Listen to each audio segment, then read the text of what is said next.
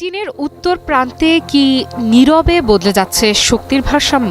মঙ্গোলিয়ার সীমান্তে হঠাৎ করে কেন নজরদারি বাড়িয়েছে পেন্টাগন? বিশ্ব কি তবে আরেকটি পরমাণু উত্তেজনার দিকে এগোচ্ছে? এই প্রশ্নগুলোই ঘুরপাক খাচ্ছে যুক্তরাষ্ট্রের প্রতিরক্ষা দপ্তরের এক খসড়া প্রতিবেদনের পর। প্রতিবেদনে উঠে এসেছে চাঞ্চল্যকর দাবি, চীন মঙ্গোলিয়ার সীমান্ত সংলগ্ন এলাকায় শতাধিক আন্তঃমহাদেশীয় ব্যালিস্টিক ক্ষেপণাস্ত্র মোতায়েন করেছে বলে ধারণা করা হচ্ছে।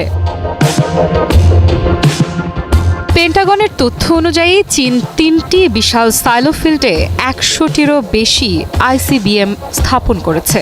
সাধারণত এসব সাইলো কৃষি বা শিল্পক্ষেত্রে ব্যবহৃত কাঠামোর মতো দেখতে হলেও বাস্তবে এগুলো এখন পরমাণু অস্ত্র সংরক্ষণের গুরুত্বপূর্ণ কেন্দ্র বলে মনে করা হচ্ছে। প্রতিবেদন বলছে এসব সাইলোতে মোতায়েন করা হয়েছে সলিড ফুয়েল DF-31 ধরনের ক্ষেপণাস্ত্র, যেগুলো হাজার হাজার কিলোমিটার দূরের লক্ষ্যবস্তুতে আঘাত হানতে সক্ষম। পেন্টাগন আগে এই সাইলো ফিল্ডগুলোর অস্তিত্বের কথা জানালেও সেখানে ঠিক কতগুলো ক্ষেপণাস্ত্র আছে এই প্রথমবারের মতো নির্দিষ্ট সংখ্যা প্রকাশ করা হলো। এতেই থেমে নেই উদ্বেগ। পেন্টাগনের ভাষ্য অনুযায়ী বর্তমানে বিশ্বের অন্য যে কোনো পারমাণবিক শক্তিধর দেশের তুলনায় দ্রুত গতিতে নিজের অস্ত্রভান্ডার সম্প্রসারণ ও আধুনিকায়ন করছে চীন। ২০২৪ সালে দেশটির পারমাণবিক ওয়ারহেডের সংখ্যা ছিল ৬০০ এর কিছু বেশি। উৎপাদনের গতি কিছুটা কমলেও দীর্ঘমেয়াদী লক্ষ্য আরও স্পষ্ট, ২০৩০ সালের মধ্যে ১,০০০-এর বেশি ওয়ারহেড। তবে এই অভিযোগ পুরোপুরি নাকচ করে দিয়েছে বেইজিং। চীনের দাবি, তারা আত্মরক্ষামূলক পারমাণবিক কৌশল অনুসরণ করে এবং নো ফার্স্ট ইউজ নীতিতে অটল। পেন্টাগনের এই প্রতিবেদনকে তারা বলছে চীনকে কলঙ্কিত করা এবং আন্তর্জাতিক সম্প্রদায়কে বিভ্রান্ত করার অপচেষ্টা।